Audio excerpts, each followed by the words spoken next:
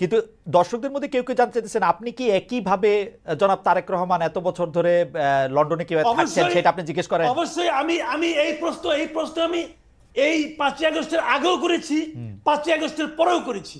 আমি বলেছি ওনার ইনকামটা কি, আমি বলেছি, আমি এখনো এই প্রশ্ন করি। ওকে, ওনার যেহেতু আমরাই প্রশ্ন করি, সাংবাদিকদের আমাদের এই প্রশ্ন করাই আমাদের দায়িত্ব। আপনি শেষ করেন। আমি বলেছি যে জয়ের ইনকাম কি, বলুক জাতির কাছে, আমরা জানতে চাই জয়ের কি ইনকাম, তারেক রহমানের কি ইনকাম, আমাদের জানার দায়িত্ব, আমরা এটা কর্তব্য মনে করি। যদি ওনারা না দেন যে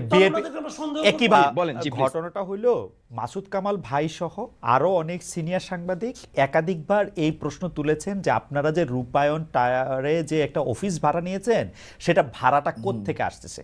আমি শেষ করি, আপনাদের সমন্বয়কদের সাথে আপনাদের কর্মীদের মারামারি হচ্ছে, এইটাকে চিহ্নিত করা যায় যে স্বার্থের সংঘাত। আপনাদের মধ্যে স্বার্থের সংঘাতটা আসলে কি? আপনারা গাড়ি চড়ছেন, বুক ফুলিয়ে আবার বলছেন আপনার মতো 1000 লোক আছে যারা আমাদেরকে গাড়ি দেয়। চাঁদাবাজি বলতে আপনারা আসলে কোন সংজ্ঞায়নের মধ্যে এটার মধ্যে ফেলেন? আপনারা সারা বাংলাদেশে কর্মসূচি করছেন, সেটা থেকে টাকা কোত্থেকে আসছে, আপনারা কিভাবে সেটা ব্যবহার করতেছেন, সেইটা স্বচ্ছতার কথা বারবার বলা হচ্ছে। সেই ব্যাপারটাকে আপনি একটু বলবেন, একটু যে এটা কেমনে হচ্ছে? ভাড়া থেকে শুরু করি আমরা, ভাড়া কোত্থেকে আসে, নাকি এইটাও অনেক লোক দিয়ে দিচ্ছে ভাড়া? মানে এমনি ভাই আমি আমার হচ্ছে আন্দোলন অভিজ্ঞতা যদি বলি, আমরা যখন হচ্ছে আপনার এই আমরা বাংলা ব্লকেট দিয়েছি, আপনি তখন হয়তো অন্তত জানতেন যে বিয়েতে শাহবাগে, তো তখন কি হইতো, আমি জাস্ট আমার একটা পার্সোনাল অভিজ্ঞতা বলে, আমি যেটার সাথে কানেক্টেড ছিলাম। আমরা তখন হচ্ছে যে পতাকা দিয়ে সেখানে হচ্ছে আমরা গণচাঁদা তুলতাম, তো গণচাঁদা কখনো 8000, কখনো 9000, কখনো 10000, এরকম 12-13, মানে এর বেশি কিন্তু ওঠা হইতো না। তো আমাদের কিন্তু মাইকের কস্টই ছিল প্রতিদিন 8 থেকে 10,000 টাকা, শুধু মাইক আনা। তারপর হচ্ছে আমরা পানি দিতাম স্টুডেন্টদেরকে, তো মাইক পানি মিলে ধরেন যে আমার সর্বোচ্চ ক্যাপাসিটি ছিল 15 থেকে 16,000 টাকা খরচ করার, মানে রেগুলার বেসিসে। তো কিন্তু আমার কি আসলে সেখানে 15 থেকে 20,000 টাকা খরচ হইতো না? এখানে প্রতিদিন যদি 10,000 শিক্ষার্থী সেখানে আপনার অংশগ্রহণ করে, একটা শিক্ষার্থীর পিছনে যদি 10 টাকা করে খরচ হয় 1 লাখ টাকা। যদি একটা শিক্ষার্থীর পিছনে যদি 50 টাকা করে খরচ হয়, তাহলে আপনার 10,000 ইন্টু 50 কত হয়? 5 লাখ টাকা, নাকি 5 লাখ টাকা? হ্যাঁ, 5 লাখ টাকা। তাহলে এই টাকাটা কোথেকে আসতো? এই টাকাটা কিন্তু শিক্ষার্থীরা তার নিজের পকেট থেকে খরচ করতো। এমন হয়েছে আমরা দেখছি মানুষ বাস থেকে নেমে এসে সে আমাদেরকে পানি কিনে দিয়ে যাচ্ছে। এমন রূপায়ণ টাওয়ারে বাসা ভাড়াটা, আমি বলছি আন্দোলনের সময় মানুষ আমাদের সাথে স্বতঃস্ফূর্তভাবে অংশগ্রহণ করেছে, এখনো আমাদের সাথে মানুষ স্বতঃস্ফূর্তভাবে অংশগ্রহণ করছে। মানুষ আমাদেরকে কাজ করার জন্য যত ধরনের সহযোগিতা লাগে তারা কিন্তু সেটা করছে। আপনি গাড়ির প্রশ্ন করেছেন, আপনি রূপায়ণটারও প্রশ্ন করেছেন। আমি আপনাকে খুব স্পষ্টভাবে বলতে চাই যে আমরা এখনো যে কোনো মানুষকে যদি বলি ভাই আমাকে একটা বিষয় সহযোগিতা করেন, তারা সেটা করবে। আমি জাস্ট আপনাকে একটা উদাহরণ দিচ্ছি, আমি একটা প্রেজেন্ট উদাহরণ দিচ্ছি। এই যে আমার গায়ে যে আপনি ড্রেসটা দেখতেছেন, এটা হচ্ছে আমার হলের এক বড় ভাইয়ের, সে আমাকে, আমি এখানে বসছি কথা বলতে, সে আমাকে দিয়ে গেছে, তুমি এটা পড়ো, তোমাকে ভালো লাগবে। তো আমাদের হলে থাকতে ইউনিভার্সিটি থাকতে আমরাও বহু বড় ভাইয়ের কাপড় চোপড় পড়ছি। জি অবশ্যই হ্যাঁ জি, শুধু কাপড় চোপড় না, আমি জাস্ট আপনাকে বলছি যে মানুষ আমাদেরকে সহযোগিতা করছে। মানুষ চায় যে একটা যারা অনেস্ট লিডারশিপ বাংলাদেশে বিল্ড করুক এবং তার মধ্যে দিয়ে বাংলাদেশ নতুন বাংলাদেশ বিল্ড হোক, এবং সেখানে ভাড়ার টাকাটা কি সহযোগিতা থেকে দিচ্ছেন, না যিনি বাড়িওয়ালা তিনি এমনি আপনাকে থাকতে দিচ্ছেন? না, বাড়িওয়ালা আমাদেরকে থাকতে দিচ্ছে না, অবশ্যই আমরা ভাড়ার টাকা আমরা এই গণচাঁদার মাধ্যমে আমরা সেটা দিচ্ছি। গণচাঁদা এখনো তুলতেছেন আপনারা প্রতি মাসে? হ্যাঁ, আমরা হচ্ছে যে আমাদের নিজেদের থেকে কন্ট্রিবিউট করে, এছাড়া আমাদেরকে বিভিন্ন আমাদের যখন আমি ব্যক্তিগতভাবে ছাত্র শক্তি করতাম, তখন আমরা যখন ক্যাম্পাসে রাজনীতি করতাম আমাদের কেউ ফান্ডিং করতো না। সেই ভাইকে চিনি, ও আগে এখানে ফেসবুক বিরোধী অ্যাক্টিভিজম করতো, তার থেকে ভাই টাকা চেতাম, ভাই 1000 টাকা দেন, ব্যানার করতে হবে, ভাই প্রোগ্রামে খরচ আছে 5000 টাকা, আপনি 2000 টাকা দেন। হ্যাঁ, এইভাবে রাইট নাও সেম ভাবে। আর যখন আপনারা গণশক্তি রাজপথে ছিলেন বা আন্দোলন করতেন, তখন থেকে কি আপনাদের মনে হয় যে আপনারা একটু বিলাসী হয়ে উঠেছেন, এখন আপনাদের চাহিদাটা একটু বিলাসের দিকে যাচ্ছে, মানে নেসেসিটি না বিলাস, সেরকম কি মনে হয়? ঠিক আছে, এখনো আমি আপনাকে উদাহরণ সহ যদি বলি, আমি বাকের হচ্ছে যে ফজলক মুসলিম হলের আবাসিক শিক্ষার্থী। আমি ফার্স্ট ইয়ার থেকে হলে ছিলাম, আমার ছাত্র হল থেকে বের করে দেওয়া হচ্ছে 2023 সালে, এক কাপড়ে বের করে আমাকে হল থেকে। তো আমি তারপরে এখানে চানকাপুর মেসে থাকতাম। যখন 5 আগস্ট পরবর্তী সময় আমি 14 আগস্ট আবার এসে হলে এসেছি। হলে আমার যে রুমটা পড়াশোনা দ্বারা অ্যালোটেড ছিল সেখানে আমি এসে উঠেছি, ওই রুমেই ছিলাম। এখান থেকে শিফট করে পড়াশোনা আমাকে নিউ বিল্ডিং, মানে আমাদের যে মেইন বিল্ডিং এ পাঠিয়েছে, যে রুমে পাঠিয়েছে সেই রুমে পড়াশোনা নিয়ম অনুযায়ী আমি থাকতেছি। তো এখানে আসলে আমার যে আকাঙ্ক্ষার কথা যদি বলি, আমার কাছে মনে হয় না যে আমার ছাত্র হিসেবে যে আকাঙ্ক্ষা সেটা আসলে খুব একটা পরিবর্তন হয়েছে, বা আপনি বিলাসী জীবনের তো প্রশ্নে আসে না, একটা এজ ইউজুয়াল ছাত্র হলের মধ্যে যেভাবে থাকে আমি ঠিক সেভাবে থাকছি।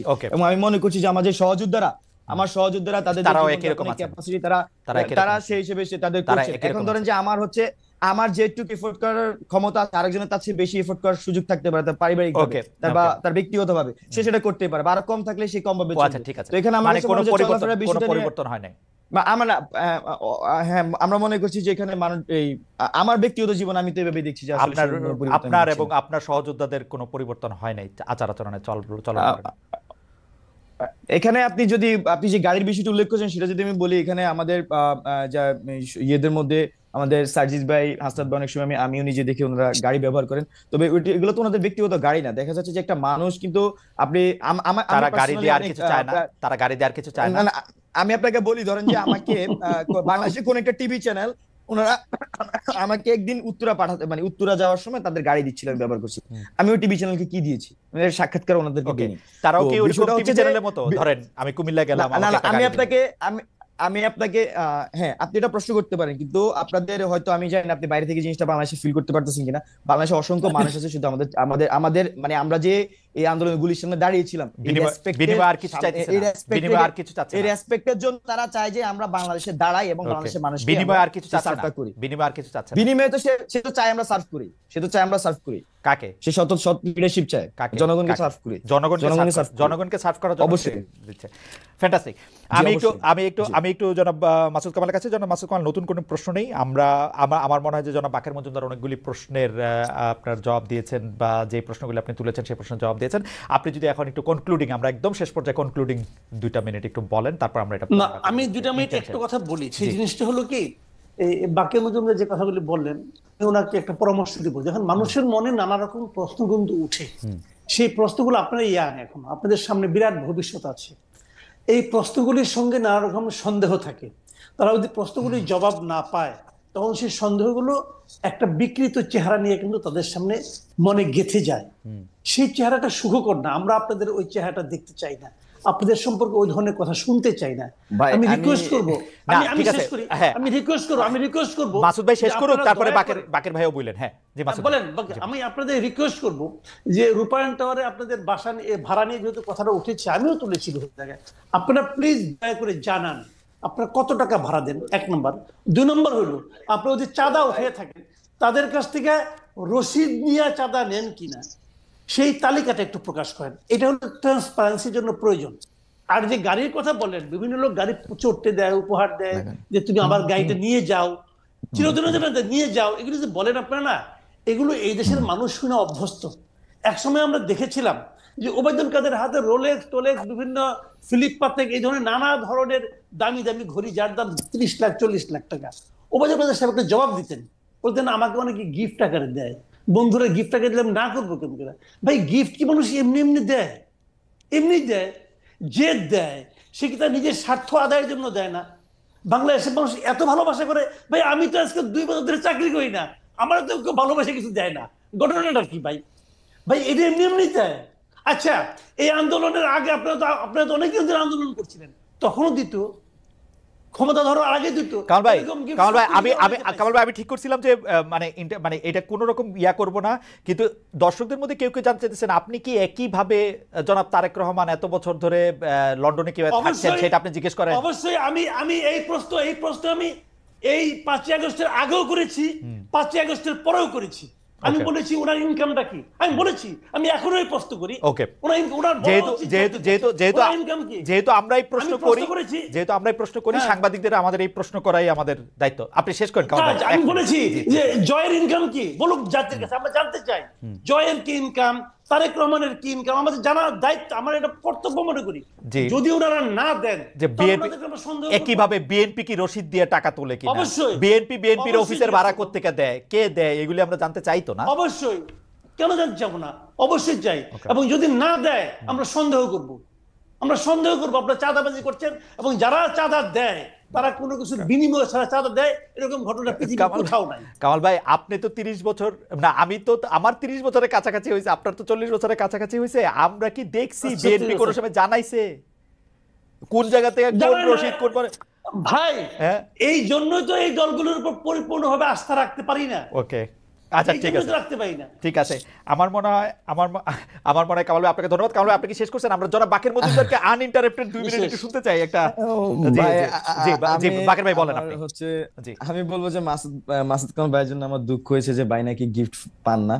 তো আমার নাই হচ্ছে দুঃখ তো উনি আমি যে আমি আমার ভাইয়ের জন্য দুঃখ হচ্ছে। হ্যাঁ আমার হচ্ছে যে এই যে মানে এখন তো সরকার পতন হয়েছে, তার আগ আমার পুরা লাইফ টাইমের বেশিরভাগ সময় আমি গিফটে জামা কাপড় পরে কিন্তু আমি চলছি, মানে মানুষজন ভালোবেসে আমার বন্ধুরা আমাকে গিফট করে, মানে খুব এমন না যে আমাকে খুব দূরের মানুষ এসে দিচ্ছে, আমার বন্ধুরা আমাকে গিফট করে। বন্ধু এবং আমি যখন এখানে আমি জাস্ট বলি আমার আমার ধরুন শুনেন, যে আমার এমন ফ্রেন্ডস আমার আছে, ভাই আমার আমার এমন আমার ভাই প্লিজ গিফট প্লিজ করে, প্লিজ আমার প্লিজ মেয়ে প্লিজ গিফট করে, এইগুলো এক জিনিস। না না না না না, আমি একটু শেষ করি ভাই, আমি একটু শেষ করি। ধরেন যে আমার এখানে যখন আমি ছাত্র শক্তি রাজনীতি করতাম ঢাকা বিশ্ববিদ্যালয়ে, আমার অনেক বন্ধু, অনেক টিচার, অনেক অয়েল উইশার্স আছে, ওনারা কিন্তু আমাদেরকে কন্ট্রিবিউট করতেন। তো এখানে মানে ভাই যেভাবে বলছেন যে এটা, আমি পলিটিক্যাল কথাটা বলছি, তো পলিটিক্যালি কিন্তু তারা আমাদেরকে কন্ট্রিবিউটটা করতেন। তো এখানে আমার কাছে মনে হয় যে গুড উইলের ইস্যুস আছে, ট্রাস্ট ইস্যুস আছে এবং অনেস্টি ইস্যুস আছে। যদি এই জিনিসগুলো ক্লিয়ার থাকে তাহলে আসলে মানুষ আস্থা রাখে এবং মানুষের সহযোগিতা করে, এবং বাংলাদেশের মানুষ সেই সহযোগিতার হাত কিন্তু জুলাই অভ্যুত্থানে দেখিয়েছে, স্টিল আমাদের সাথে সেটা দেখাচ্ছে। আমরা বাংলাদেশের মানুষের প্রতি আশাবাদী এবং বাংলাদেশের মানুষের প্রতি আমরা আস্থা রাখতে চাই, এবং আগামীর বাংলাদেশে আমরা এই যে আপনি যে গণচাঁদার কথা আমরা বলছি, আমি খুবই ক্লিয়ার করছি, আমাদের এখনো সিস্টেম গুলো কিন্তু ওইভাবে ডেভেলপ হয়নি সবকিছু। আমরা খুব শীঘ্রই আমরা এই সিস্টেম গুলো ডেভেলপের কাজ করছি। খালেদ ভাই যে প্রশ্ন করছেন আমি খুবই সাধুবাদ জানাই, এগুলা ক্লিয়ার হওয়া উচিত শুধু আমাদের না, প্রত্যেক আমি মনে করছি যে রাজনৈতিক দলগুলো এই বিষয়গুলো ক্লিয়ার থাকা উচিত। রাইট আমরা যদি ছাত্র যদি না, আমি বলছি ভাই, আমি বলছি, আমাকে একটু শেষ করতে দিবেন। আমরা রাজনৈতিক দল হিসেবে আসলে আমরা সকল ধরনের সিস্টেম বিল হলে আমরা এই সবগুলা বিষয় আমাদের বাৎসরিক মান্থলি কিন্তু আমরা এই হিসাবগুলো সামনে আনবো, অন্তত বাৎসরিক হিসাবটা আমাদের সামনে আসবে যে কিভাবে কোন জায়গা থেকে কি কন্ট্রিবিউশন হয়েছে। বাট এখন যেটা হয়েছে, আমাদের যে ছাত্ররা যে কাজ করছি, আমি কিন্তু এখন মাস্টার্সে পড়ছি, আমার একের সাথে একাডেমিয়া, একের সাথে আমার ক্যাম্পাসে কাজ করতে হয়, 10টা প্রবলেম হলে সেটা দেখতে হয়। তো আমরা কিন্তু সেই জিনিসগুলো করছি, আমরা আমাদের এই দায়িত্বটা পালন করে যাচ্ছি। তো এখানে আপনার আমাদের এই সিস্টেমটা বিল্ড হয় নাই, এখানে নিউ সেটেলমেন্টে আমাদেরকে যেমন টাইম নিতে হচ্ছে, আমাদের এই জিনিসগুলা একদমই ক্লিয়ার কাট রাখার জন্য আমাদেরকে কিন্তু একটা সিস্টেম বিল্ডিং এর দিকে যেতে হচ্ছে। তো এর জন্য আমাদের সময় লাগবে, আমরা আপনাদের কাছে সময় চাই, এবং বাংলাদেশের মানুষ আমাদের উপর যে আস্থা রেখেছে আমরা সেই আস্থা ধরে রাখতে চাই। তো এটা বলে আমি আসলে শেষ করব, এবং আমি আশাবাদী ছাত্ররা যদি হিসেবে আসে তখন এই বিষয়গুলো আপনার খুবই স্পষ্ট এবং সাংগঠনিক জায়গা থেকে খুবই ক্লিয়ার স্টেটমেন্ট। ধন্যবাদ।